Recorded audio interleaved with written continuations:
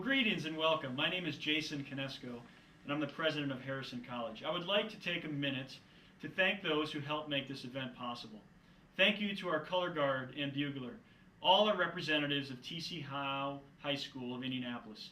They have taken time away from their classes to participate in Veterans Day ceremonies across the city. Thank you to the 350th Public Relations Detachment, U.S. Army Reserves, Indianapolis, Indiana. They have provided technical support for the video and editing of this program. Thank you to Harrison College's marketing department, IS department, and to those individuals who work in a student service capacity at all of our campuses for their collaborative efforts that help make today's ceremony possible. Thank you to the veterans of Harrison College, including students, staff, and faculty. Thank you for all that you have done in defense of our nation, and thank you for your initiative and efforts to make a positive change in your life and in the lives of others through education. Today, we celebrate veterans of our armed forces. Today, we celebrate you. Our keynote speaker is Lieutenant Colonel Brian D. White, military historian of the 22nd Military History Team, 310th Expeditionary Sustainment Command. Lieutenant Colonel Brian Douglas White is a 26-year veteran of the United States Army Reserve. He was born into a military family at Fort Dix, New Jersey. During his early years, his family lived in Pennsylvania, Texas, Germany, Greece, eventually settling in Dayton, Ohio.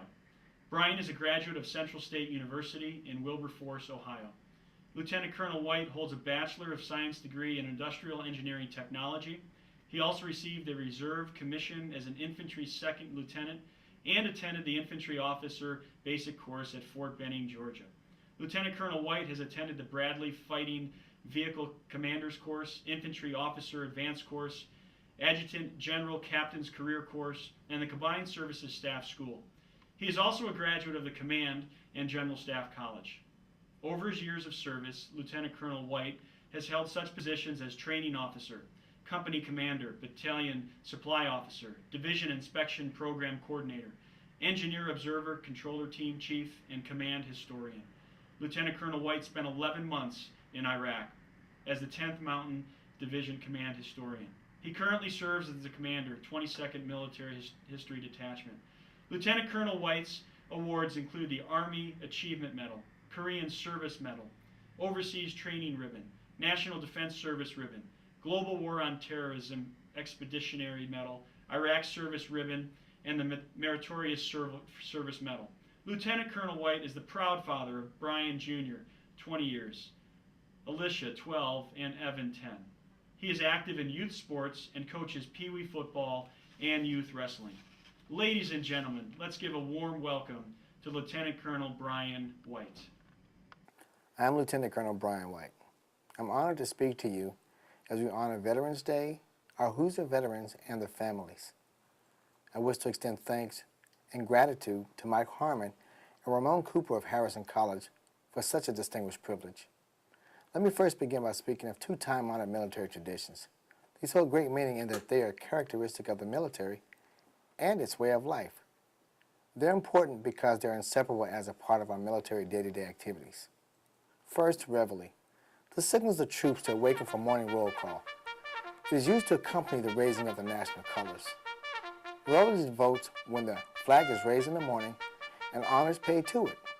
All personnel in uniform face the flag and render hand salutes during the performance of Reveille. All others remove headgear, face the flag, and place the right hand over the heart and stand at attention. Reveille was not originally intended as honors to the flag. In 1812, it was a drum call to signify that soldiers should rise for day duty and sentries should cease night challenging. As time passed, Reveille came to denote when the flag was raised in the morning and honors paid to it. And secondly, we have retreat. Retreat signals the end of the official day and the ceremony that pays honors to the national flag when it is lowered in the evening. Military personnel in uniform face the flag and stand at attention. All others should remove their headgear, face the flag, and stand at attention. Retreat is commonly followed by the performance of To the Color or the national anthem. The bugle call sounded at retreat was first used in the French Army and dates back to the Crusades. Retreat was sounded at sunset to notify sentries to start challenging until sunrise and to tell the rank and file to go to their quarters. And now, I'd like to discuss the history of Veterans Day. In 1918, on the 11th hour of the 11th day in the 11th month, the world rejoiced and celebrated. After 4 years of bitter war, an armistice was signed. World War I, the war to end all wars, was over. November 11th, 1919, was set aside as Armistice Day in the United States to remember the sacrifices that men and women made during World War I in order to ensure lasting peace. Veterans Day is the anniversary of the symbolic end of World War I on November 11th, 1918. The date was declared a national holiday in many Allied nations to help remember those lost during the war. The exception is Italy, which celebrates the holiday on November 4th for the Armistice of Villa Giusti. The holiday is known as Armistice Day in many nations around the world. After World War II, the holiday was changed to Veterans Day in the U.S. and Remembrance Day in the British Commonwealth of Nations. Poland also changed the holiday's name to National Day and eventually to Polish Independence Day. In Belgium, this day is known as the Day of Peace. On Armistice Day, soldiers who survived the war marched in parade through their hometowns. Politicians and veteran officers gave speeches and held ceremonies of thanks for the peace they had won. Congress voted Armistice Day a federal holiday in 1938, 20 years after the war ended. But America realized that the previous war would not be the last one. World War II began following the year, and nations great and small again participated in a bloody struggle. After the Second World War, Armistice Day continued to be observed on November 11th. In 1953, townspeople in Emporia, Kansas called the holiday Veterans Day in gratitude to the veterans in their town. Soon after, Congress passed a bill. It was introduced by a congressman from Kansas, renaming the federal holiday to Veterans Day. In 1971, President Nixon declared it a holiday on the second Monday in November. Americans still give thanks for peace on Veterans Day. There are ceremonies and speeches at 11 o'clock in the morning. Most Americans observe a moment of silence. Since the United States' involvement in the Vietnam War, the emphasis on holiday activities has shifted. There are fewer military parades and ceremonies. Veterans gather at the Vietnam Veterans Memorial in Washington, D.C. to place gifts and stand quiet vigil at the names of their friends and relatives who fell in the Vietnam War. Families who have lost sons and daughters in wars turn their thoughts more toward peace and the avoidance of future wars. Veterans of military service have organized support groups, such as the American Legion and the Veterans of Foreign Wars. On Veterans Day and Memorial Day, these groups raise funds for their charitable activities by selling paper poppies made by disabled veterans. This bright red wildflower became a symbol of World War I after a bloody battle in a field of poppies called Flanders Field in Belgium. Veterans Day continues to be observed on November 11th, regardless of what day of the week on which it falls. The restoration of the observance of Veterans Day to November 11th not only preserves the historical significance of the date, but helps focus attention on the important purpose of Veterans Day, a celebration to honor America's veterans for their patriotism, love of country, and willingness to serve and sacrifice for the common good. Regardless of a person's motive for volunteering, a common bond exists among all who wear this nation's colors. It is a sense of selflessness, devotion, and pride, one who values the freedoms we share, the security of our borders, and the notion that we will preserve the democracy and institution that makes the United States of America the greatest country in the world. This sense of loyalty transcends gender, color, race, creed, economic background, and all other barriers that exist in regular society. Both men and women from all corners of the globe continue to train, stand side by side, and arm themselves to go into harm's way and deliver the promise. I will support and defend the Constitution of the United States against all enemies, foreign and domestic, so help me God. Indiana owes a great debt to its veterans, past and present, for their personal sacrifices and dedicated service. 75 Hoosiers, 2 still living, have been awarded the Congressional Medal of Honor in testimony to their courage and sacrifices. Today, Indiana is home to nearly 501,000 veterans. 172 Indiana service members have lost their lives during Operation Iraqi Freedom or Operation Enduring Freedom. Currently, there are 23,700 Hoosiers serving on active duty. Approximately 2,300 are women. 4,000 National Guard and Reserve soldiers have mobilized in support of Operations Iraqi Freedom and Operation Enduring Freedom. A total of 12,000 have served during these conflicts, and approximately 5,000 Purple Heart recipients reside in Indiana. I'd like to share two famous quotes with you about veterans. The first by Mark Twain. In the beginning of a change, the patriot is a scarce man, and brave and hated and scorned. When his cause succeeds, the timid join him, for then it costs nothing to be a patriot.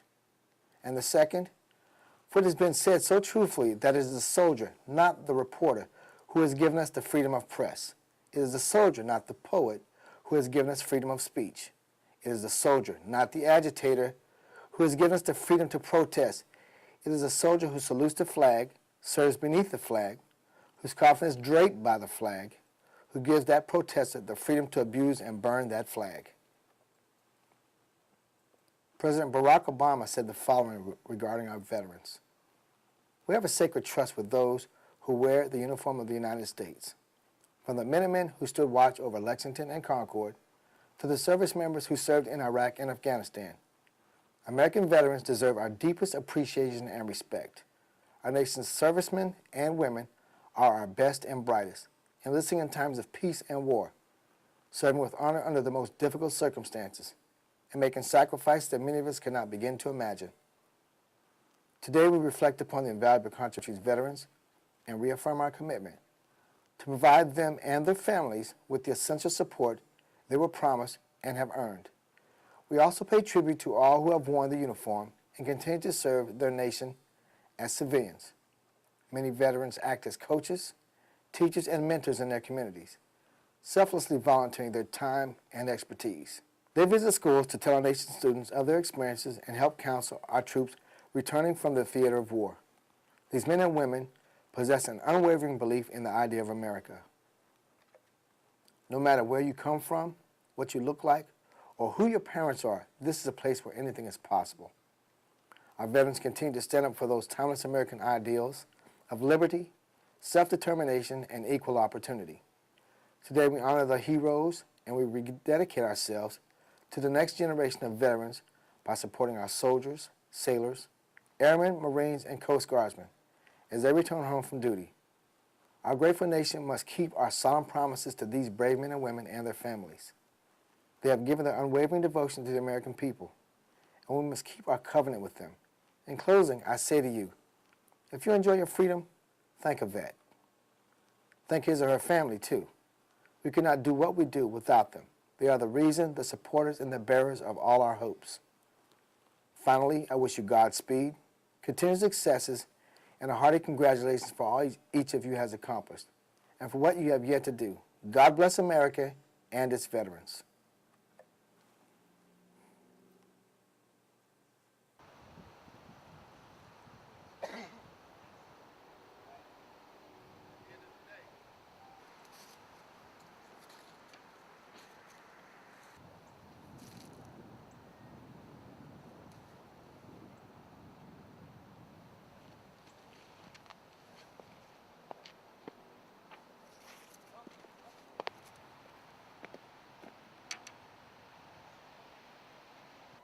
Company, attention! Second line, number one!